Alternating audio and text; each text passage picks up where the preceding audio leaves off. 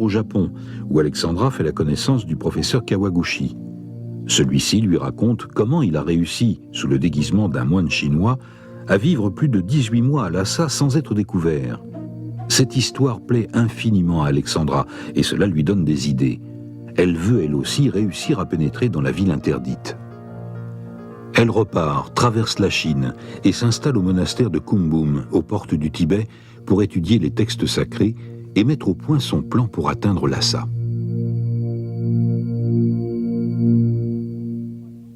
Alexandra, au bout de 3 ans, décide donc de quitter Kumbum et de continuer l'aventure, de traverser toutes ces marches tibétaines, d'essayer d'arriver à Lhasa. Mais elle y part en charrette, avec des domestiques, vêtue de son costume lamaïque, son bonnet de brocart d'or. Évidemment, on la voit de très loin.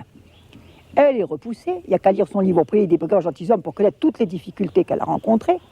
C'est pour ça qu'un jour, en ayant marre d'affronter toutes ces difficultés en Chine, elle abandonne les mâles, les domestiques, la caravane, elle abandonne tout. Il y a la seule compagnie du lama Yongden. Elle décide de se déguiser en mendiante. Lui, il est son fils, le lama. C'est lui qui va intercéder pour elle, demander le trajet, acheter la nourriture. Parce qu'évidemment, elle parle le tibétain, mais beaucoup trop littéraire. Une mendiante ne s'exprime pas comme ça en tibétain littéraire. Alors elle joue le rôle de la vieille mère effacée qui récite son chapelet, Om Mani Padme Hum, Om Mani Padme Hum, tout le long de la route. Et puis souvent le lama dit « Ma mère est avec les dieux ». Ça voulait dire qu'elle était un petit peu innocente, qu'elle était un petit peu folle, quoi. Alors les autres n'insistaient pas, ils continuent à voir la vieille mère qui égrenait son chapelet. Et c'est comme ça qu'elle a assuré son incognito. Le voyage en lui-même a été extrêmement difficile, car ils étaient sans tente, sans caravane, sans nourriture. Or, le vent, le froid, la neige, ils sont passés par des régions inexplorées, non cartographiées. Alexandra s'est quand même perdue.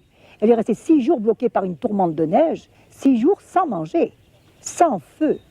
Elle est arrivée dans un état épouvantable à Lhasa.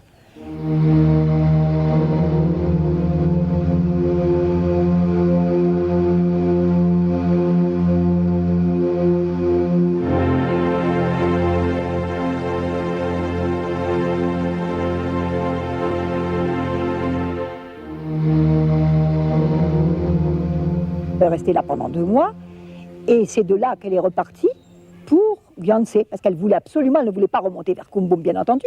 Le but, c'était de passer par Lhasa et de venir dans le sud, dire aux Anglais, eh bien voilà, j'ai fait ma traversée, on m'a expulsé il y a 7 ans, j'ai mis 7 ans pour y arriver, mais je suis arrivée. Ça, c'était sa joie, c'était de rouler les Anglais.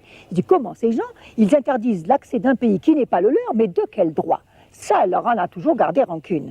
Et c'est comme ça qu'elle arrive à Gyantse, et qu'elle est arrêtée par le capitaine Perry et David MacDonald, qui était agent commercial.